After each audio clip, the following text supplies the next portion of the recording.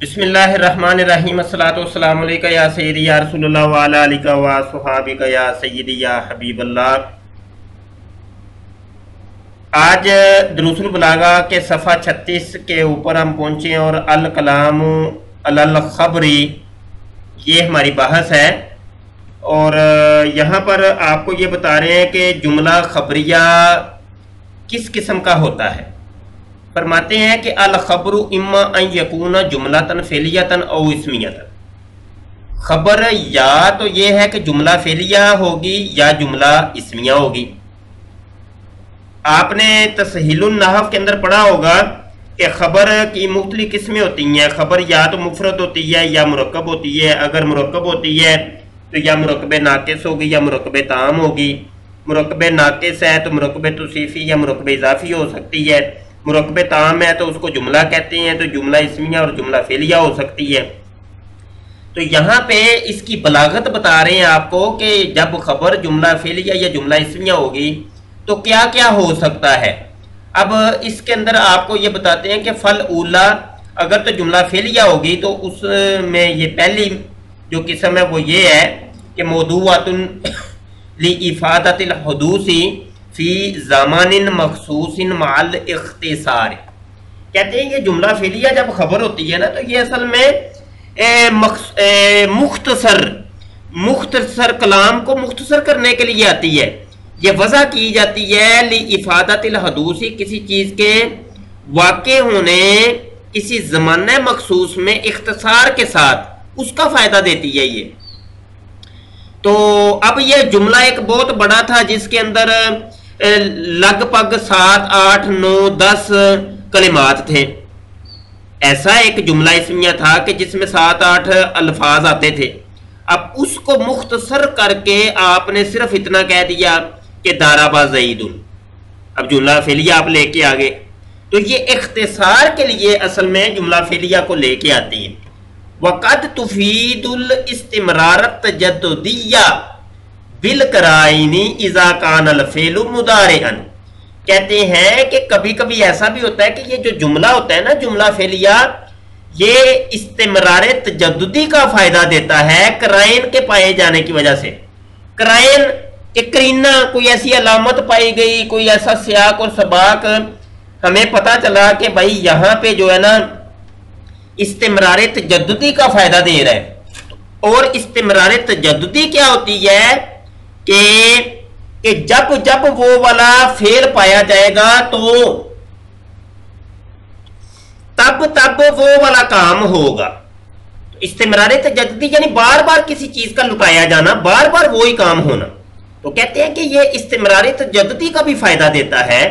قرائن یعنی قرینہ جب پایا جائے گا، کوئی ایسی علامت پائی گئی ہے، اذا کان الفعل مضارعا، لیکن یہ شرط ہے کہ جب کہ فعل مضارع ہو، اور یہ فعل مضارع جو ہوتا ہے یہ استمرار تجددی کا فائدہ دیتا ہے۔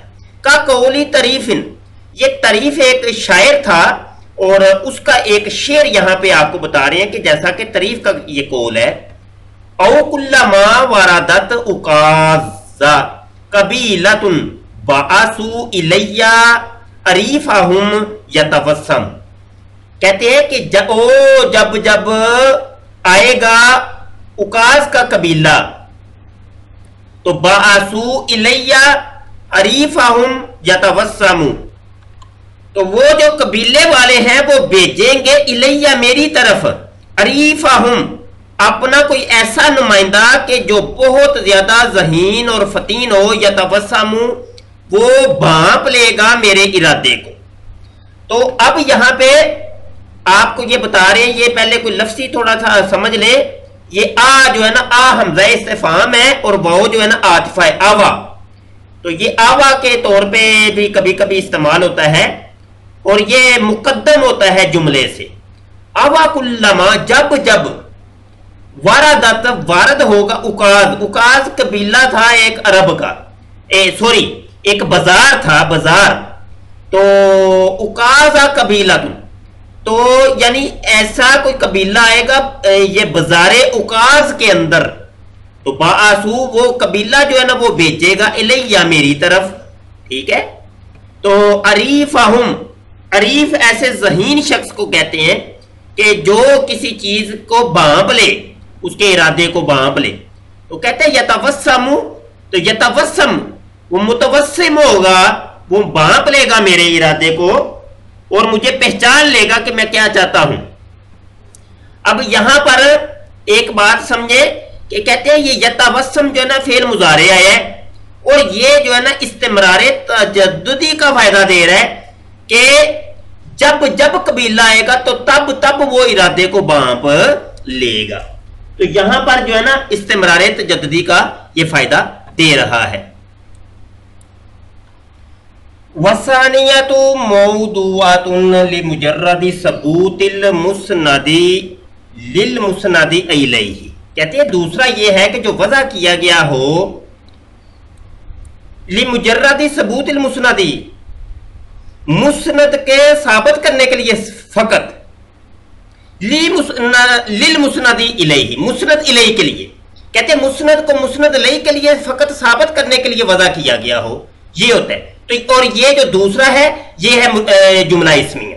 جملہ اسمیہ کی یہاں بات کر رہے ہیں۔ آپ کو پتا ہے کہ مبتدا مسند الیہ ہوتا ہے اور خبر جو ہوتی ہے وہ مسند ہوتی ہے۔ کہتے ہیں نحو، جیسا کہ ہم مثال دے رہے ہیں، الشمس مضیئۃ، کہتے ہیں سورج جو ہے وہ روشن ہے۔